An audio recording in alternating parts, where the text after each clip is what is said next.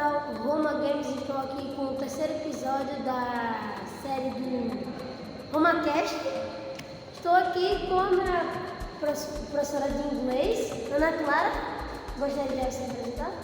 Oi, gente, tudo bom? Meu nome é Ana Clara, eu sou professora de inglês no Romário, mas eu faço faculdade de História aqui na UFAL, que é a Universidade Federal de Alagoas. E aí hoje eu vou fazer perguntas para ela, fazer perguntas assim, né, de professor e da África que ela também faz. Ela estuda sobre a história da África, que é importante. E antes de começar as perguntas, a senhora gostaria de falar alguma rede social que a senhora tem para colocar? E se quiser pode dar uma olhada no meu Instagram, é ana.clara.tele. E eu posto meu dia a dia lá, aqui na universidade lá, eu posto fotos. Se quiser me seguir lá, Vamos começar as perguntas agora, né? Bom, a primeira pergunta é de professor. Como a senhora decidiu ser professora? O que fez a senhora ser professora de inglês especificamente? inglês é uma história longa. Assim, quando eu me formei no ensino médio, antes da pandemia, em 2019. Sim. E aí eu não pensava em ser professora, nunca pensei. E eu queria ser arquiteta, eu queria fazer faculdade de arquitetura. Só que eu tinha um grande sonho que era estudar aqui na UFAL. Que eu sabia que eu não ia querer estudar em nenhuma outra faculdade, só aqui na UFAL. E aí existe uma coisa chamada Enem, você sabe, né? Que é o Enem, que é uma prova que acontece todo ano e a partir dessa prova a gente consegue a nota para entrar na UFAL. E aí eu fiquei basicamente 2021, 2022 e 2023 estudando para fazer essa prova. Aí, como essa prova acontece só uma vez por ano, aí eu sempre ficava o ano inteiro estudando, fazia prova em novembro. E aí, enfim, eu queria fazer faculdade de arquitetura. Só que aí acabou que eu percebi que não fazia mais sentido, como eu gostava muito da arquitetura. Aí eu comecei a pensar em o que eu ia fazer. E eu sempre fui uma aluna que sempre admirei muito os meus professores. Sim. E eu sempre tinha vontade de ser professora, só que lá no fundo. E na minha família não tem nenhum professor. Então foi difícil para mim, mas eu tomei a decisão de ser professora porque eu gosto muito da área. E porque foi algo que eu gosto muito. Então, às vezes a gente gosta tanto de algo que não dá pra gente fugir. Sim. E aí a senhora virou professora. E aí eu decidi fazer faculdade de licenciatura, que é assim, aqui na universidade existem duas modalidades, licenciatura e bacharelado. Se você faz faculdade de História e licenciatura, você faz faculdade de História para virar um professor. E se você faz faculdade de História bacharelado, você faz faculdade de História para ser pesquisador. Pesquisar nos museus, tudo mais. Existem essas duas modalidades. E aí eu decidi fazer História e licenciatura.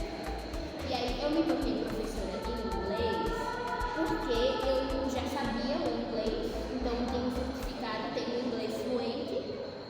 E aí eu me tornei professora de inglês porque eu apliquei para essa escola e eles me aceitaram como professora de inglês, porque eu já faço faculdade de História, já aprendi para ser professora e já tenho inglês fluente.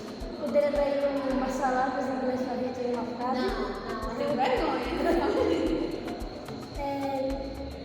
Eu respondi, eu demorei um pouco, né? Mas eu acho que eu respondi. Não precisa não. No tempo que a senhora demorar, não tem. Tá bom. Próxima pergunta. É o que a senhora. Qual o desafio assim que a senhora mais enfrenta nessa profissão? São muitos desafios. Mas eu acho que o principal desafio é a falta de valorização, sabe? Sei. A falta de valorização das pessoas, porque os professores hoje em dia eles não são valorizados pela sociedade. E é algo que, assim, até pela remuneração, a gente não tem tanto o prestígio quanto o médico. O médico é um médico. O professor. Mas o professor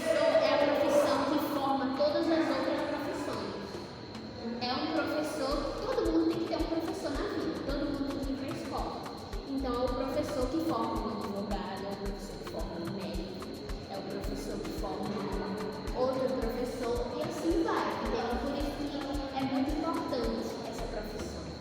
E tem até 2023 aí, teve alguns famosos, não sei se a senhora sabe, mas teve uma famosa em específico que falou mal dos professores, não sei se a senhora sabe, né? Tem essa coisa também do povo, tem famoso que fala alguns professores, e é até triste assim, né? É triste, porque a gente que é professor, a gente sabe de todos os desafios que a gente vai enfrentar quando a gente estiver na sala de aula.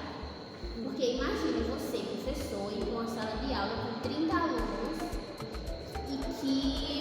e você tem que conseguir controlar os alunos não conversarem, você tem que conseguir explicar o assunto para todos esses alunos, você tem que garantir que todos os alunos aprendam aquele assunto. É muito difícil, é muito difícil.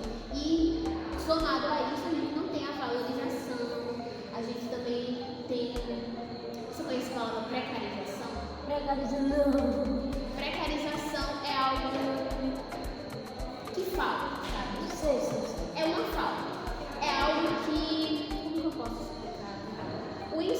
A educação no geral no Brasil, ela não é valorizada e por isso ela é precarizada. A gente não tem estrutura necessária nas escolas públicas, por exemplo. A gente não tem remuneração, os professores não ganham tão bem assim para dar aula. Tudo isso porque o ensino ele não é valorizado, entende? É algo bem discutido, aliás, tem protesto, tem tudo, mas nunca melhora assim. Protesto de professor em escolas não dá certo. É famoso falando mal, a pessoa ridicularizando, né, os professores. E aí é triste assim, é algo que já vem se debatendo há um tempão já, essa questão da desvalorização da profissão do professor. E é triste, porque a gente que é professor, a gente gosta. Eu, por exemplo, quando eu comecei a dar aula, eu não me vi fazendo mais outra coisa na minha vida, a não ser dar aula. Eu gosto muito de estar com os meus alunos, gosto muito da minha profissão. E é isso que eu pretendo fazer pro resto da minha vida. Sei. A senhora acabou de responder uma pergunta minha. Ai, foi, não sabia. Que eu ia falar se a senhora ficaria fixa no emprego. A senhora acabou de responder, então já foi duas em uma só. Uma só. Como eu falei, eu não me vejo fazendo outra coisa, a não ser estar na sala de aula, porque acho que só quem é professor sente esse sentimento de estar na sala de aula com o aluno, ali ensinando alguma coisa para o aluno. É muito gratificante você entender que você faz a diferença na vida do aluno. E ver ele aprender daquilo, escrevendo certinho na prova. Agora vamos para a pergunta, né? O segundo assunto agora, que é sobre o que você faz aqui na UFAL, que é estudar a história da África. Você se junta de 15 em 15 dias, certo? Para debater. É um grupo de estudo. A gente tem os professores que eles falam, não, a gente vai debater tantos livros, tantos textos. Aí eles separam por encontro, aí de 15 em 15 dias é um livro diferente que a gente debate sobre aquele livro. É um grupo de estudo sobre a história da África, mas aqui dentro do curso de história a gente tem grupos de estudo sobre várias coisas. A gente tem grupo de estudo que pesquisa religião, tem grupo de estudo que pesquisa ditadura militar, tem grupo de estudo que pesquisa, nossa, tantas outras coisas. É basicamente um grupo de pessoas que se reúnem para estudar só aquilo, mas aqui na faculdade a gente aprende história geral. E é algo importante porque, bem que eu sei, a história da África não é muito ensinada em algumas escolas, né? Eu mesmo não me lembro de falar muito da história da África. O que eu me lembro de me ensinarem quando eu era na escola é quando era o dia da consciência negra, e falavam sobre o zumbi, mas só isso, sobre esse assunto só, sobre zumbi, era tocando isso, não tinha outra coisa como, sei lá, a história da África, a cultura deles e etc. E o que tem muito o que muita pessoa acha de que é a cultura da África é candomblé e pobreza. Muita pessoa eu acho que é isso. E Mas não é isso. Na África tem reis, tem rainhas, tem muita riqueza também. Não é só pobreza que tem na África, tem muita cultura também. E por isso a importância de grupos de estudo como o Pula África. Porque a gente, nas escolas, a gente não ensina isso porque às vezes existe a falta de pessoas estudando sobre esse assunto para produzir um livro para outra pessoa ler, entende? Sei. E aí, por isso que a importância da gente estudar esse tema, para que a gente possa aprender esse tema e para que a gente possa levar para a sala de aula para os alunos. Porque o ensino de história da África ele é muito mais além do que só o Dia da Consciência Negra.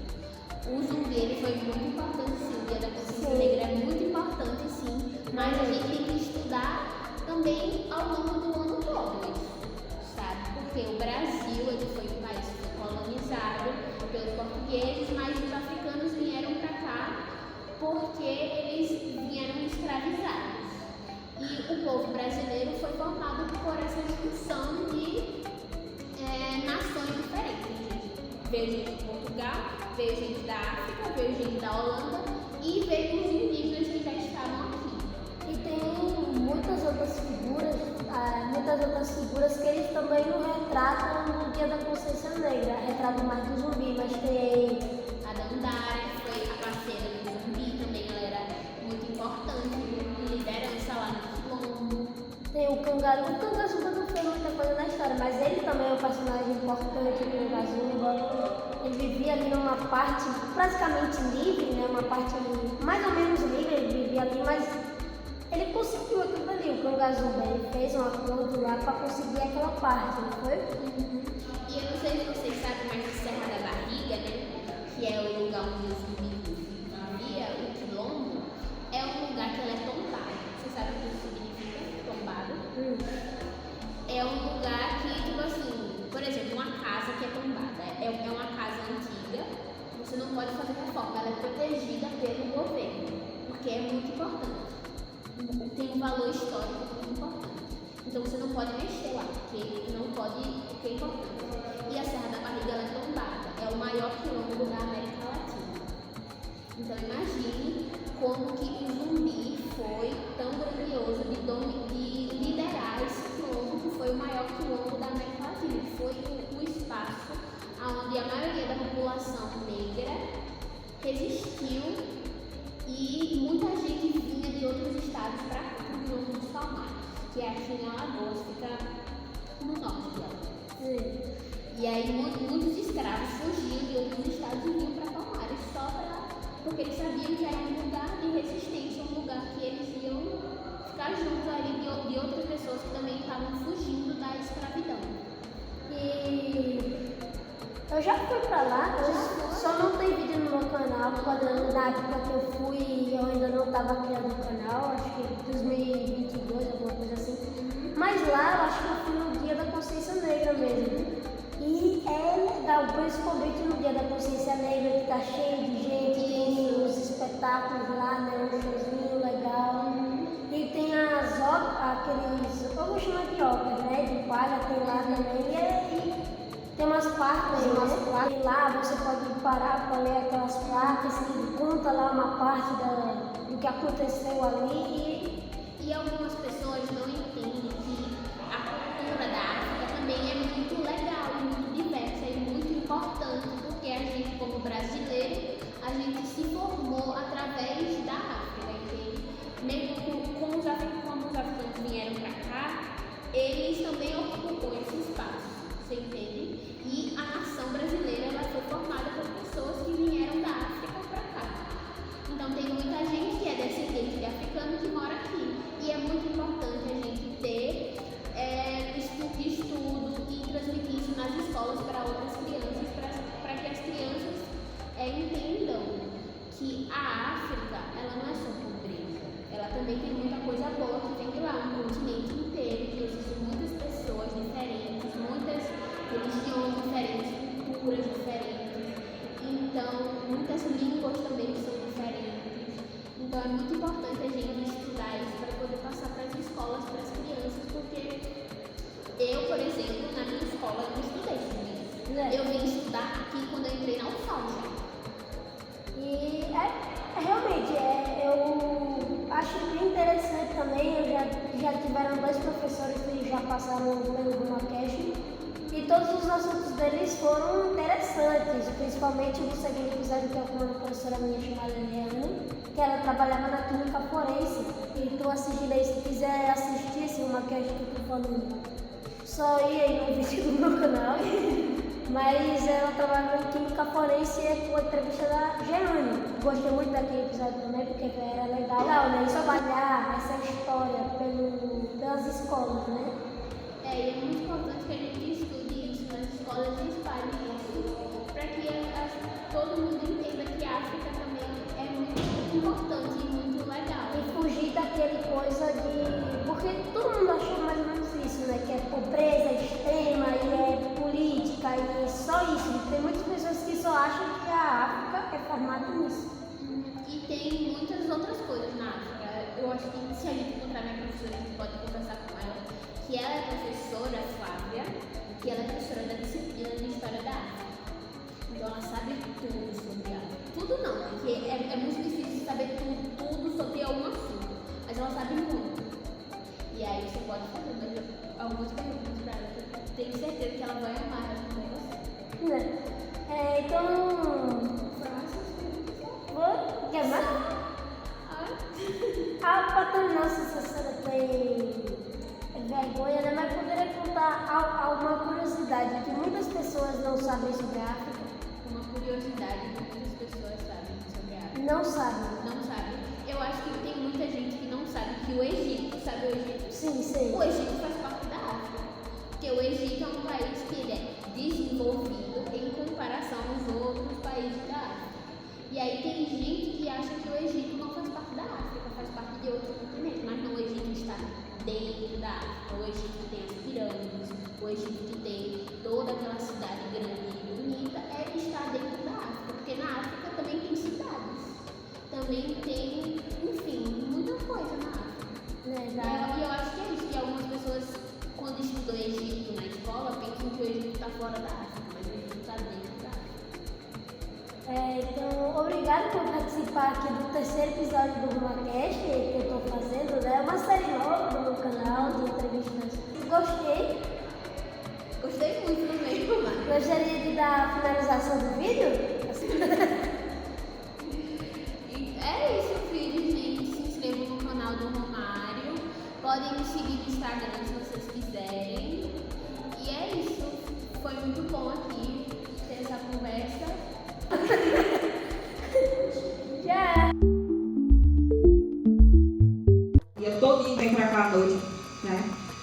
E outro problema, né, é quando esse professor, ele fala que o que a gente produz não é científico, né? É acientífico que se chama. Só é científico quando eles nos usam como objeto de estudo, né? Então, isso é um problema. Eu escutei isso no semestre passado. O professor falou para mim: você sabe o que está falando da sua pesquisa, mas cadê o diálogo com os autores? Tá, os autores, que eram autores brancos, autores homens e brancos. Eu falei para ele que a minha pesquisa é a partir da escrevivência, né? Que é a trajetória de mulheres negras. A gente usa esse conceito que a escrevivência vem a partir das nossas vivências, do nosso corpo, da nossa memória, da nossa dor, da nossa herança das mais velhas e da nossa narrativa, que é, como Beatriz Nascimento fala, uma história feita por mãos negras, produzidas por mãos negras, né? E questão da potência, né? Para mim, a potência é ver a composição dessa mesa, né?